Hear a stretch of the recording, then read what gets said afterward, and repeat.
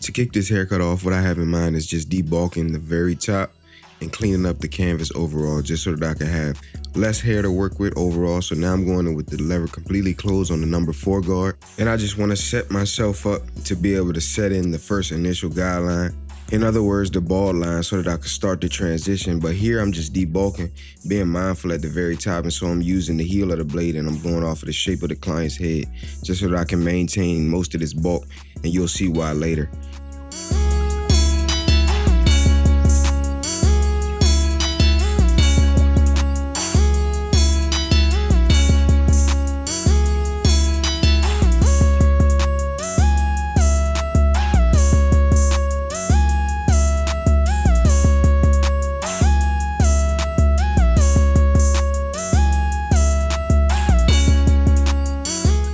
Now I'm going to follow up with the number 3 guard with the lever completely closed, and I'm going up just below where I went up to with the 4 guard. And the goal here is simply just the same, just to take off as much bulk as possible without going up too high and pushing the fade too high. I just want to maintain that darkness at the very top. Same thing with the number 2 with the lever completely closed.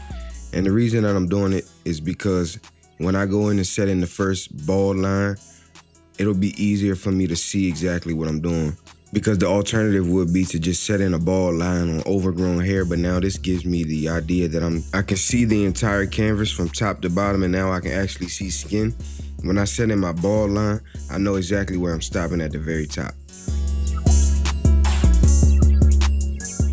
Now, even though this is a high fade, I want contrast, so I'm setting in my guideline low, just so that when I go up in any inconsistent stroke, I have room to mess up without pushing this fade too high.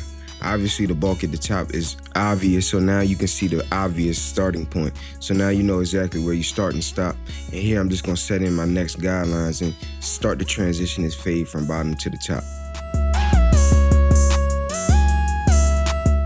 Now I'm going up about a full inch each time that I go up, just to give myself room to blend out these transition lines. Also, these areas are gonna be the point that's gonna give me the actual contrast. So I don't want them too close together, but I don't want them too high or too separate or too much space in between. So you kinda gotta find an even ground. 1 guard with the lever open is my next step, about the same exact width apart. And a good reference point to gauge your guidelines is about a finger's width apart.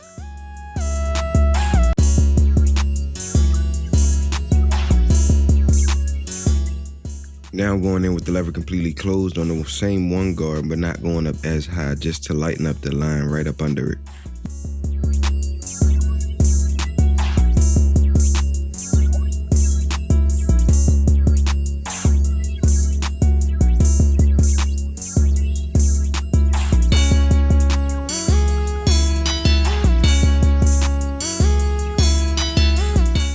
Going back in with the 2 open, this will blend the 2 closed into the 3.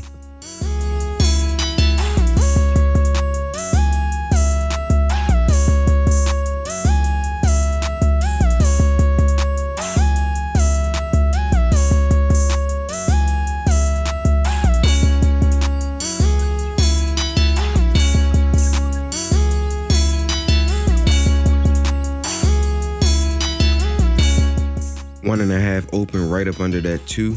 Now, as you'll notice, you'll see I'm walking back down, but skipping the steps that I've already taken, and I'm just detailing in between those transitions, using the corner of the blade, considering shape of the head as well as in density, because the back tends to be a lot more dense than the side towards the front hairline.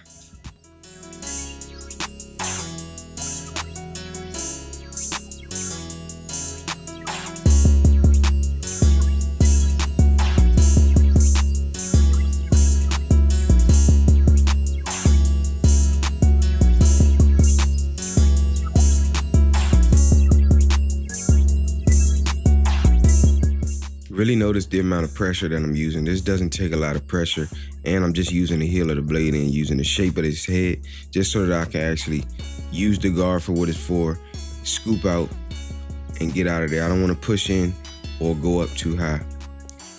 Now right up under the 1.5, I'm going halfway with the 1 just to get out anything that the 1.5 couldn't get out closed. And again, just walking it back down.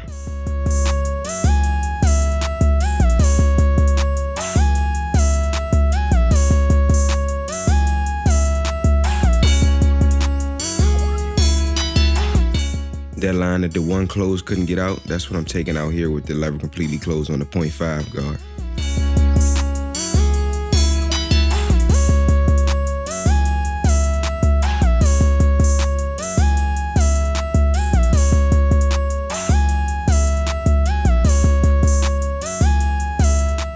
Here I'll open up the lever as I go higher just to take off less hair, but I'm still in that same detailing phase using the corner of the blade.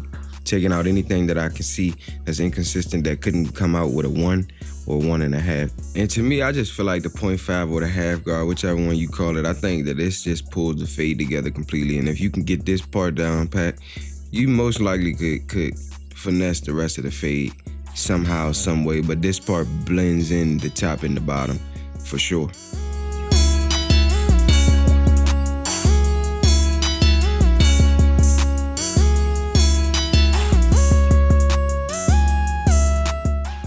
Back down to no guard with the lever in the halfway position here, and this is why I said make your guidelines a little bit bigger, about 1 inch, just because now I can work in between that first initial guideline and now blend into the half, opening the lever as needed and closing it as needed. So now when I go higher in the blend, I can open the lever and take off less, and when I go lower, I can just close it back up. If you don't know what opening and closing the lever is by now, it's just when the lever is completely closed, the blades are flush, and the lever is all the way up, and when it's open, the lever is all the way down or back, and you have a little bit of space between the moving blades and the steel blade.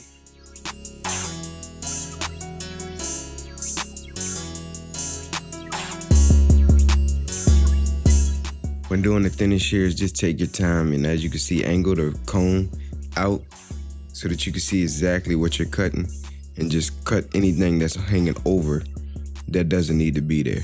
When doing this the first time, you don't have to go fast. Just take your time and see exactly what you're cutting, because you rather cut what's supposed to be cut versus thinning it out too much and causing it to look uneven or not actually do what it's supposed to do. So you want to get better by just slowing down and taking your time.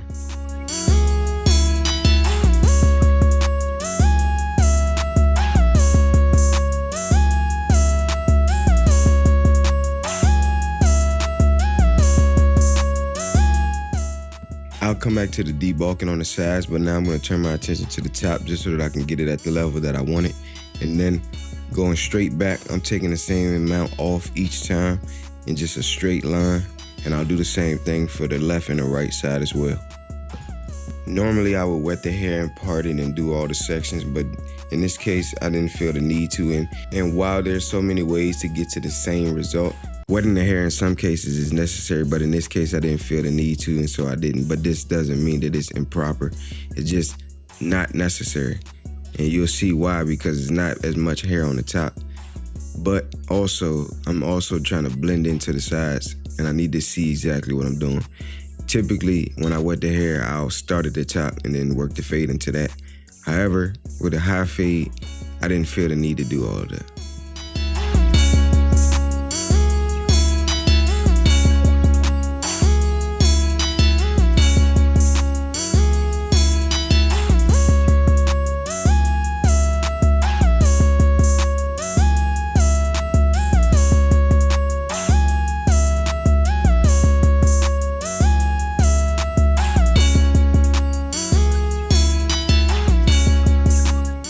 Now that the top and the sides are at the length that I need them to be, now I'm gonna just go in and connect any inconsistencies. And as you can see, there's a line where everything is bulkier. So now I'm just gonna start to blend everything in together.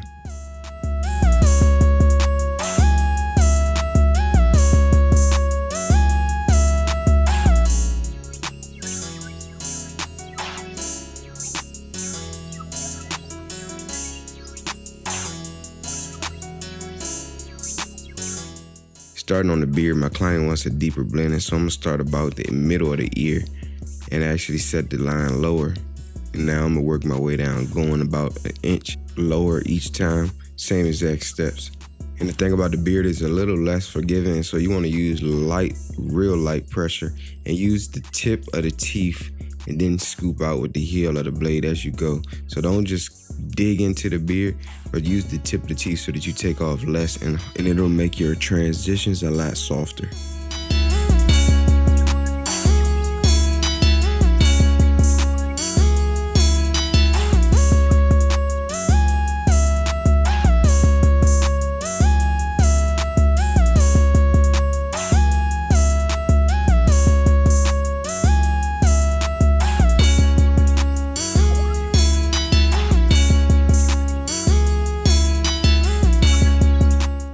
Now I'm gonna start working my way back to the top before I start debulking anything else, maintaining the darkness as much as possible.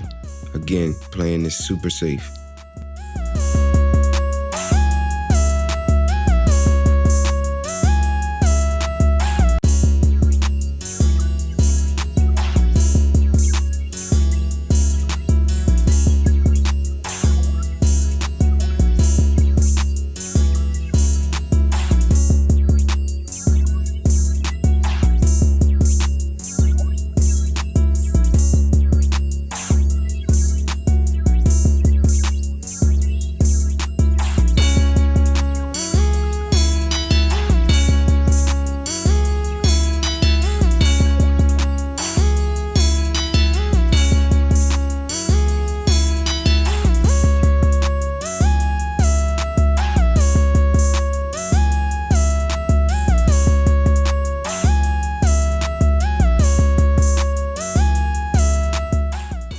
So initially I combed the hair forward, but now I'm combing it sideways, and I see there's still a lip that's hanging over, so I'm gonna catch that.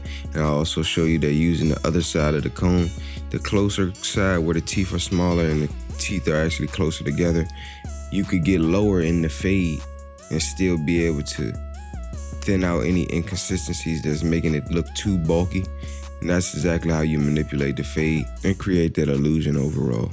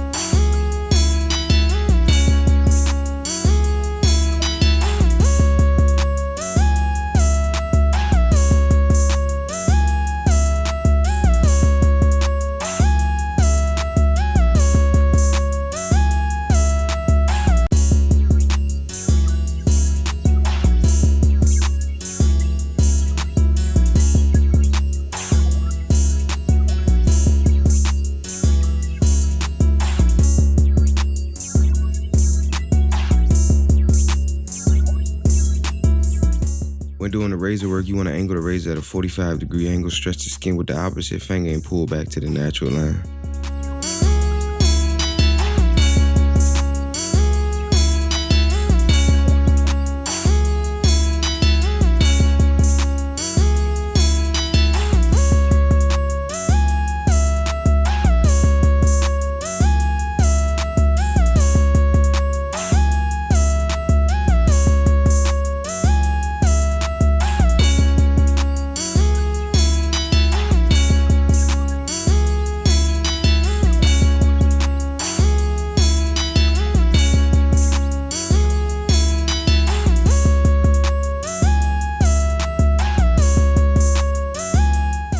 This right here don't cost me nothing, but it's recognized by my clients, and I just throw it in there just because it's the small things that show attention to detail that gives your clients that knowing feel that every time they come back, they could expect nothing less than a high-level experience.